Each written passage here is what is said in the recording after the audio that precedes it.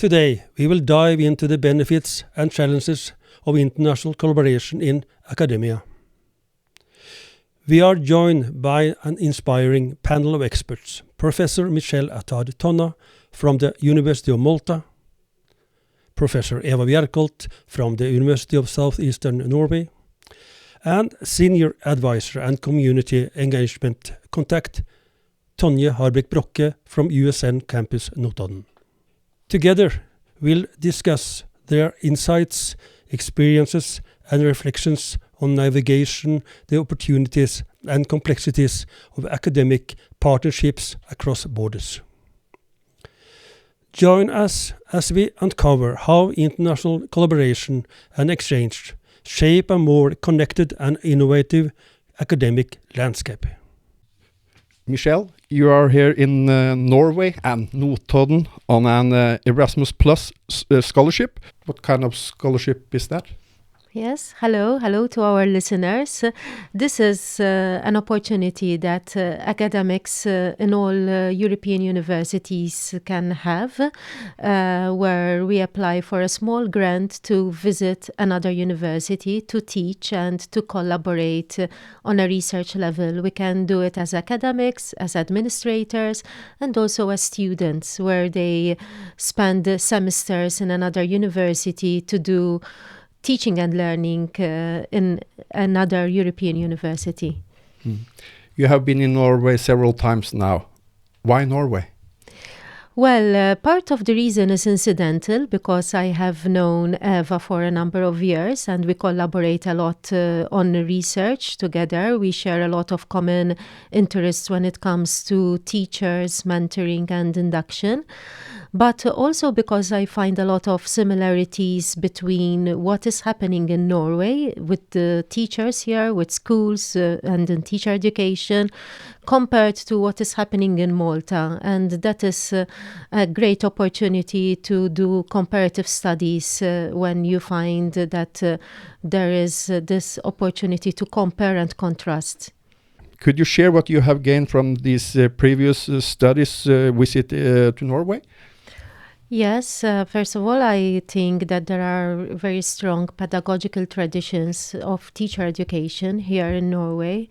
And the people that I have come across with during my visits are experts and have a lot of specialist knowledge in their field of teacher education, both in initial teacher education and also in their induction and in their CPD. So this is something that I learn a lot from when I speak to them and I listen to their insights and what they think are the strengths and the challenges of their own system. And by learning about the Nordic system, you start to identify better with the Maltese system because you see a lot of things which are being reflected into your own system and you start to understand better what identifies you as a Maltese teacher educator. So this is basically how I would like to describe my collaboration here, that when I speak to my Norwegian colleagues about teacher education, I can become more aware of what is happening in Malta and can follow up on that when I go back to my country. Eva, you are Michelle's contact in Norway, and you have visited Malta 3 times. Yeah. What have you gained from your visits in Malta? I can follow up what you said, Michelle, about identifying your identity as a teacher educator in Norway through looking into and get more information about the Maltese system of teacher education and how you think and your colleagues and meeting your students and visiting schools and university. It's one thing to hear about the Maltese system, but it's another thing to be known to it, to be there, I think. And that is important for me to take back to my own way of being a teacher educator and our teacher education educating system, and be a little bit critical, have some perspectives maybe, to ask myself and my colleagues, what do we do about that? Because I'm inspired from this travel to Malta. Mm. Tonje, what is your thoughts about this collaboration bringing to the local community? Right, so one of my roles at the university is being a community engagement contact. And international collaboration gives possibilities for a broader perspective and inspiration on a local level. So when Michelle visits the local community, she establishes contact with teachers in kindergartens and schools. The exchange programs and the transformative opportunities that they provide are very important. So these programs not only allow participants to reflect on their own practices, but they also create spaces for sharing experiences, outcomes, and research across the borders. And these type of exchanges, they can foster professional and institutional growth, emphasizing the significance of follow-up conversations and reflections, as both Michelle and Eva have mentioned. And by building on these shared experiences, individuals and institutions in Notodden can learn, evolve, and strengthen their processes and capabilities, basically. Eva, you and Michelle has been working together for several years now. What is your experience? What is has been the most important thing with this networking? I think it is about the collaboration between different cultures and different ways of looking at teacher education. But also, being a teacher, it's one of the most important professions in the world. And that is for all countries. And discussing with another person, for example, Michelle, it is important to look into what is the most important in teacher education. And we are working and researching on mentoring and the transition from teacher education to profession, the first years of teaching as a newly qualified teachers. And then we are in the middle of a very challenging time for teachers. So we know a lot about this transition, and discussing that with Michelle from Malta and others, Rachel from Aberdeen and so on, it gives us possibility to look into our own teacher education and have other perspectives, I think. So, and we have been working since 2014. I think it is important to acknowledge that this is a professional collaboration, so it has a very specific role.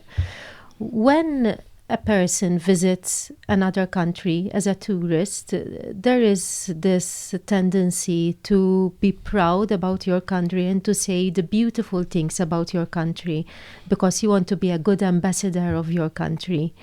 But in a professional collaboration, you build a lot of trust, which helps you reach a stage and a space where you can also speak about the constraints of your work, of your practices, and what are the things which you are not really succeeding in, or what are the things that you would like to be improved. And because you collaborate and you observe what another country is doing, you start to acknowledge and appreciate that there are some things there that they are doing better.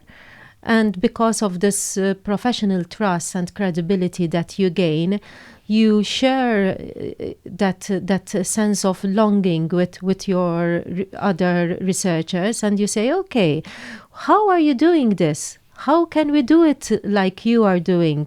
This is something that we are not managing in. This is something that we would like to improve. This is something that our teachers are struggling with.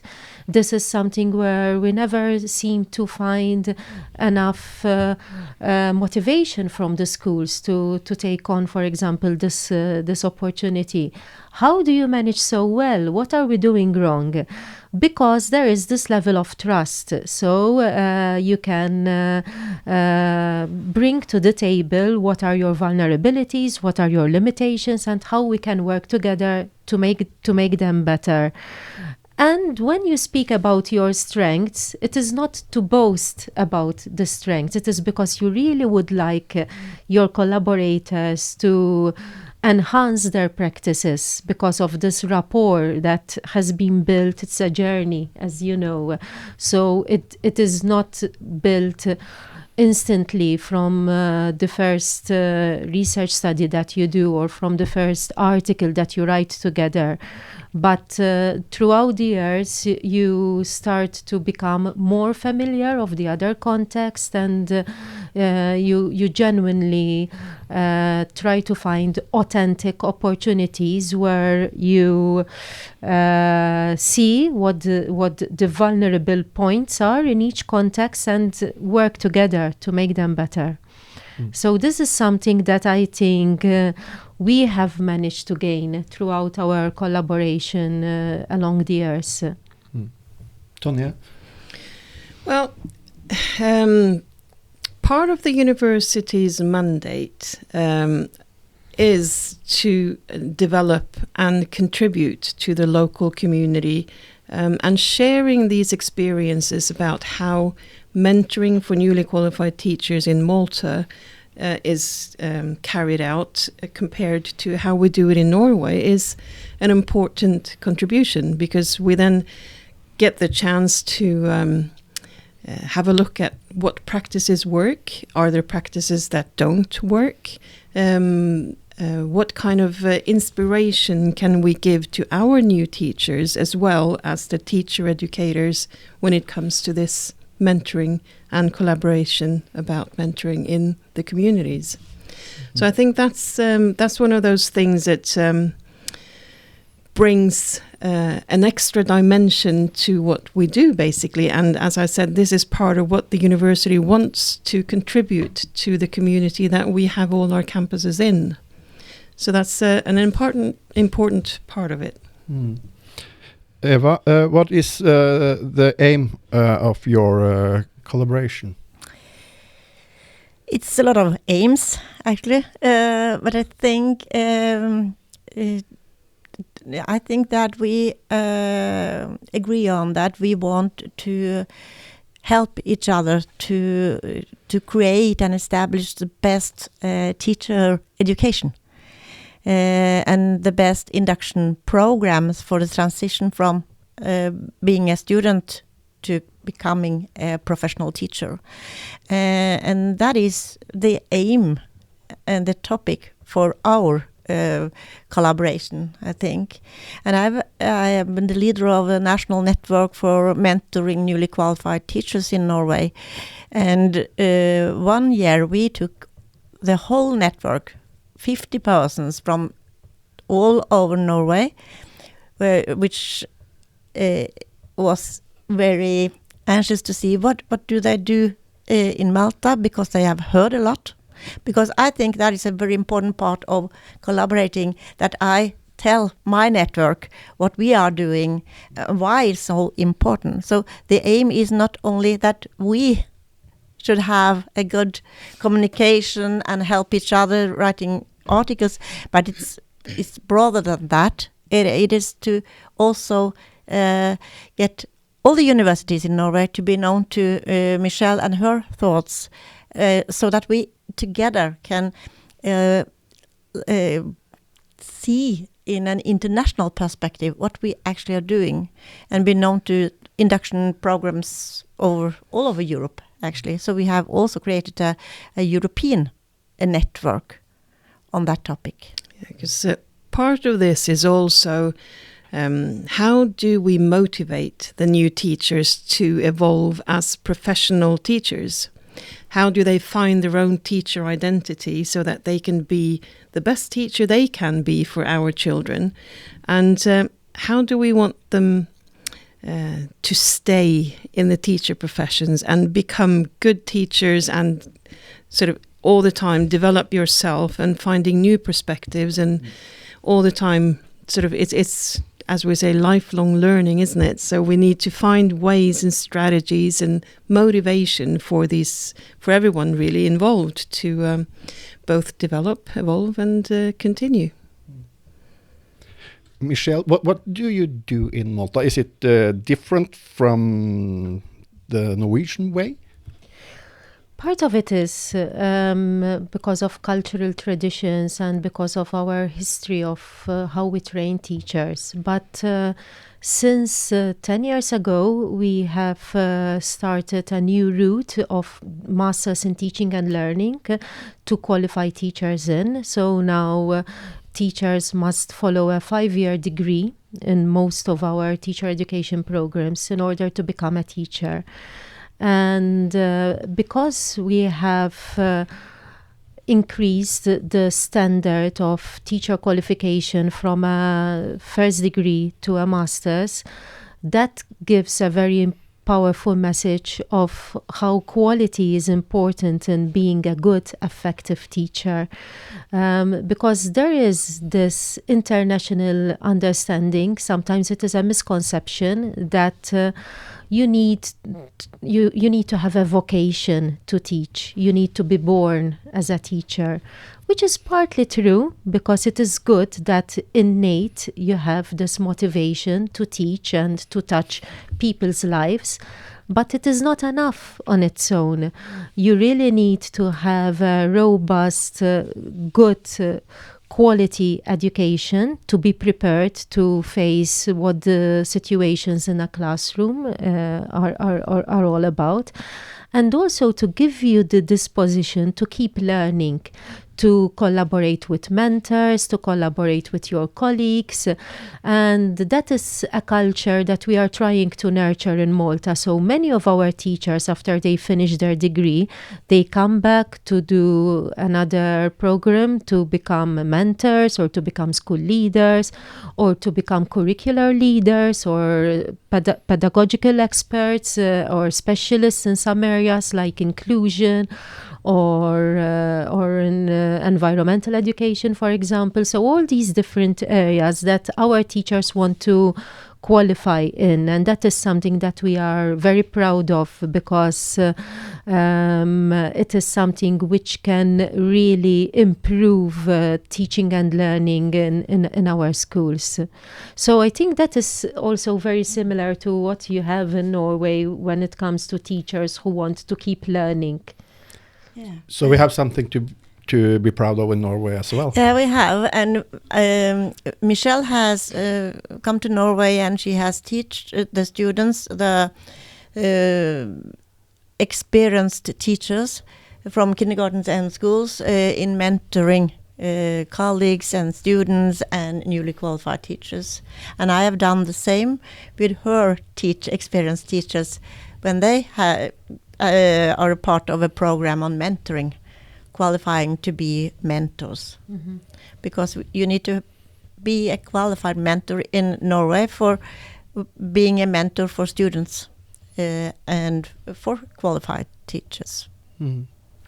What are the major challenge Norway, Malta? What are you standing up against? I think nowadays, not only in Norway, not only in the Nordic countries, but in the whole Europe and the world, it's a lack of teachers, qualified teachers, and that is a huge problem because we need professional teachers, and we need teachers that have an education, as Michelle said something about. So that is, as I can see it, the most important part to secure that we have qualified professional teachers in the future to all of the children. Another thing that we are struggling with is that higher education has become very competitive. The provision of higher education has become very competitive. So if you need to ensure that students come to your university and you give them a good program of studies, you need to make sure that it is not only relevant but also attractive. Otherwise, they will choose another institution, another course, which may sound easier or shorter or cheaper.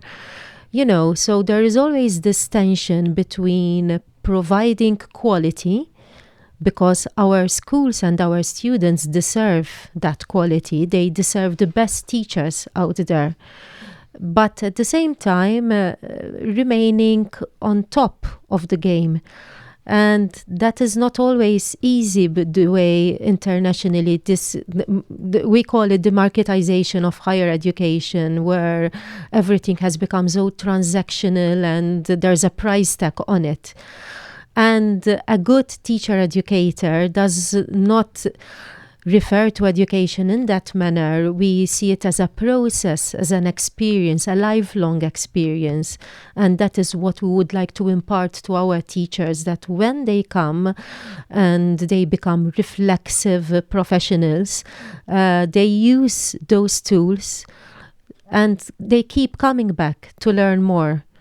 And it's not easy. It's not easy to remain competitive and remain with this ideology. Yeah, and also when you look at today's society, the role of the teacher in today's society is a huge and an important role. They have an impact on democracy, societal development, critical thinking. All of this you learn in school. And when we look at the motivation a lot of the students have for becoming a teacher, we see that many of them choose this profession because they want to make a difference for the children in kindergartens and in schools. And the most important part of this education is actually the children.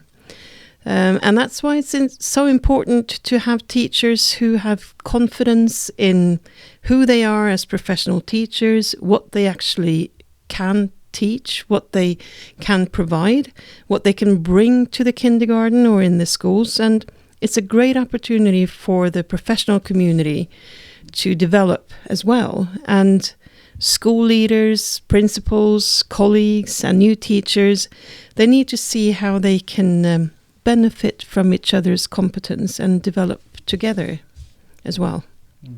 Eva, can you tell us about the challenge we have here in Norway? Yeah, as I said, of course, the lack of teachers, but we have just started a reformed teacher education in Norway, and it's like in Malta. It's a 5 years integrated master education for teachers. And starting up 5 years education, it has been a lot of discussions in the media about it.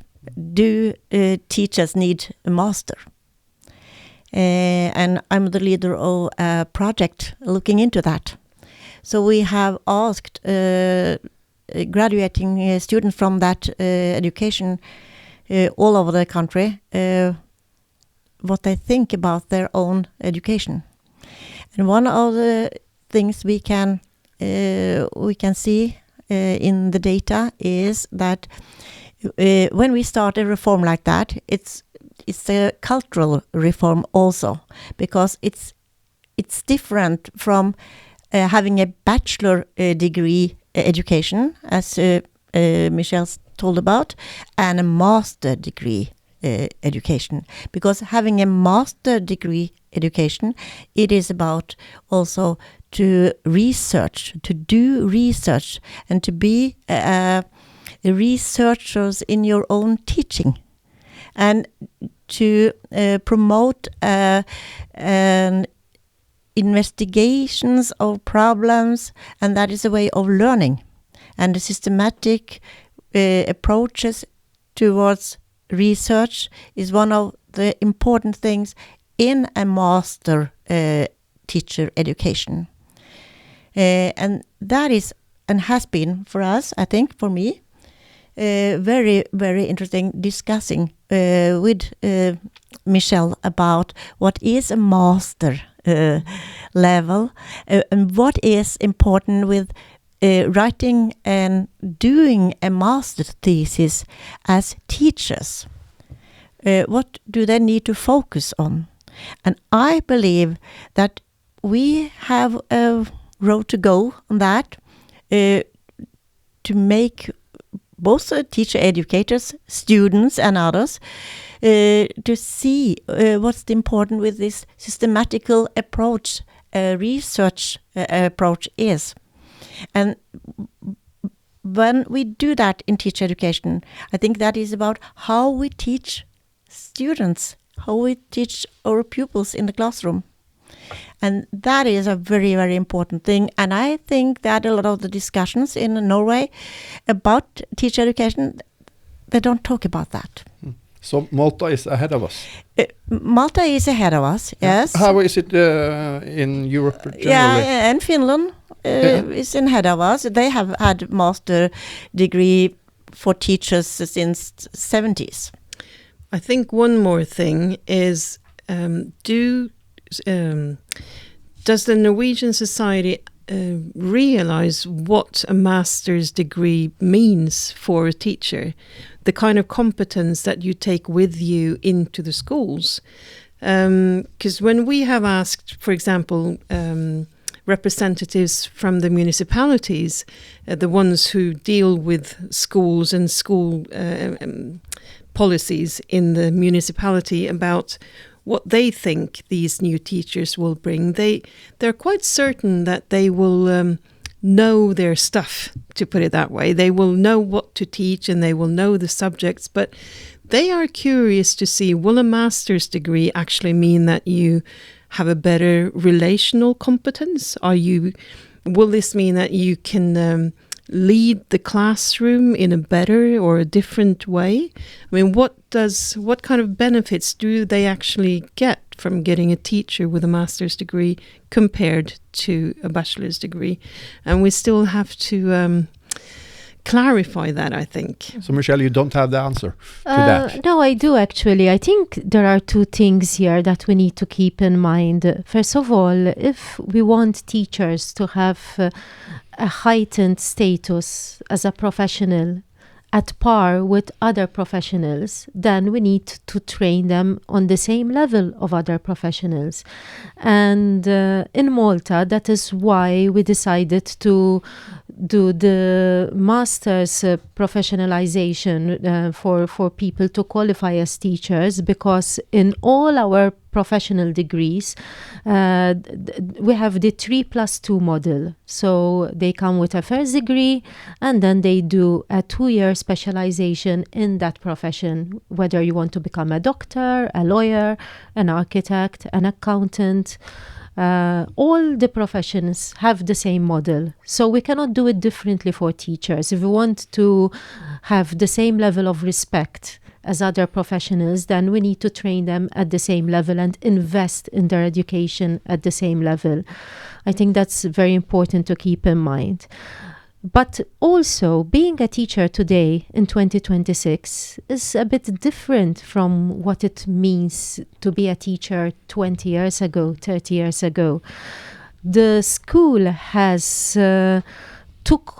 taken on a lot of responsibility that usually was carried out by the family.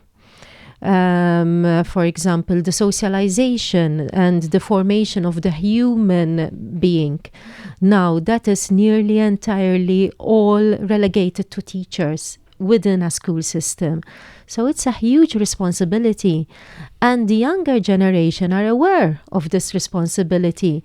And when we are collaborating together also on an international level to try and promote teaching as a profession and making it more attractive, also from these important entities like the European Commission and UNESCO.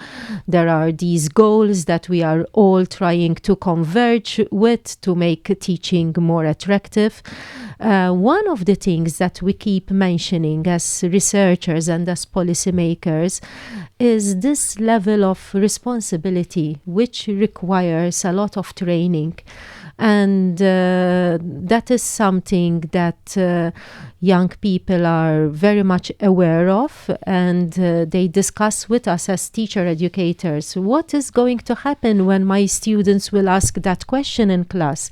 Or when there is a crisis in my society, if there is a war in my society? Or the way young people are dealing with their digital devices and social media and what they see on TikTok, and what should be my response? So training teachers into becoming socially responsible professionals and agents of change that can have these adequate tools to deal with all these different situations, that requires a lot of work, a lot of research, and it is not simply an exercise where you give it to your student teachers and in this situation they do this, in this situation they do that. It's not like that, because many of the social situations which are created in a classroom are very unpredictable. So our teachers need to be very reflexive and behave as professionals in order to address those situations. You have been working together for the 12 years, so the challenge is different now than it was for 12 years ago. So it's a everlasting process, this.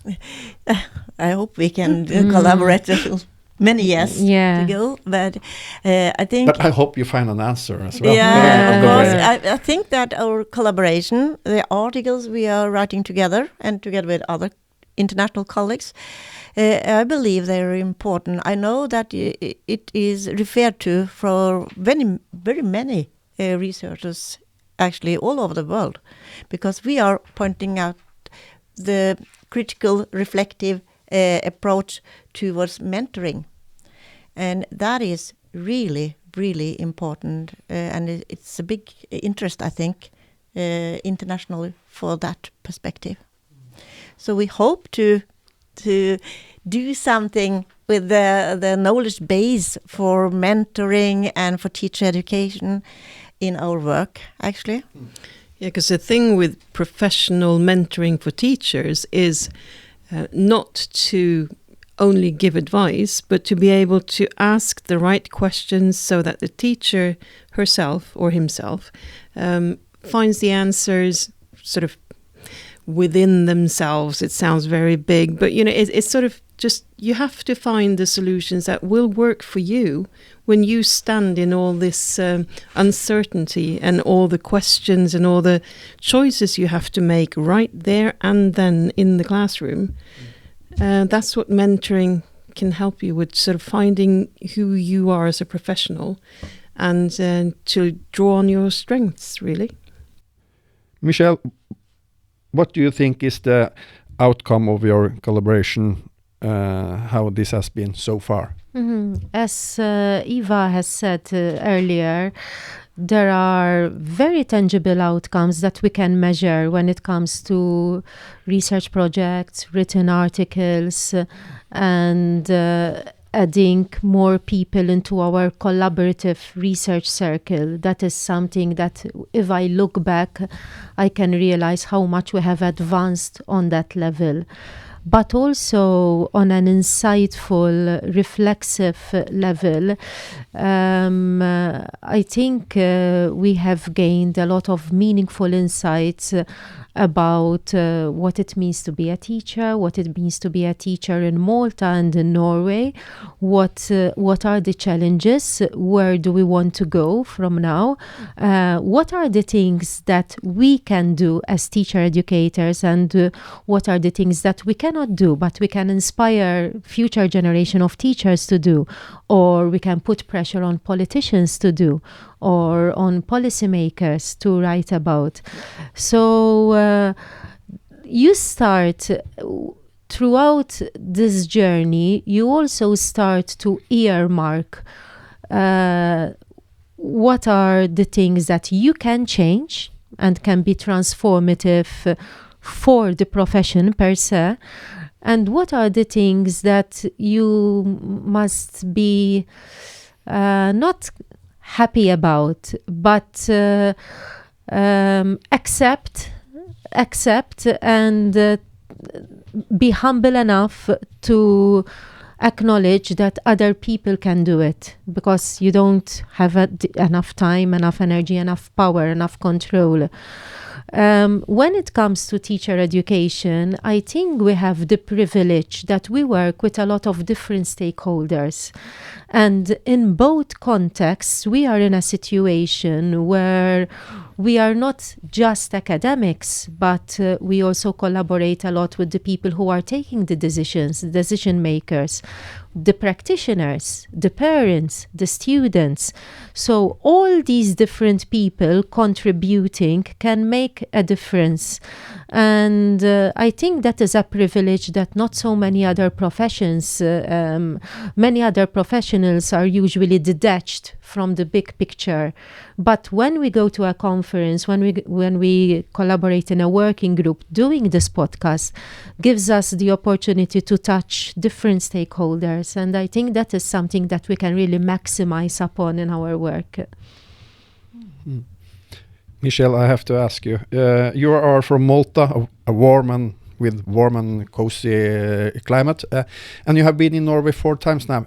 Every time now, it's near 20 degrees minus outside. Why do you always come in the winter time?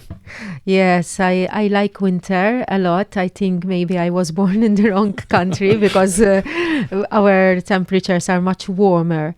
And it is something that I like to experience, although I like Malta very much, and I like the fact that I can spend most of the time in my summer clothes, you know, or on the beach. But it is good to experience snow. For a person from the Mediterranean, seeing snow and how peaceful it is to the place that you are living, I think it's a good experience. That was today's commercial, wasn't it? Thank you. Thank you. Thank you.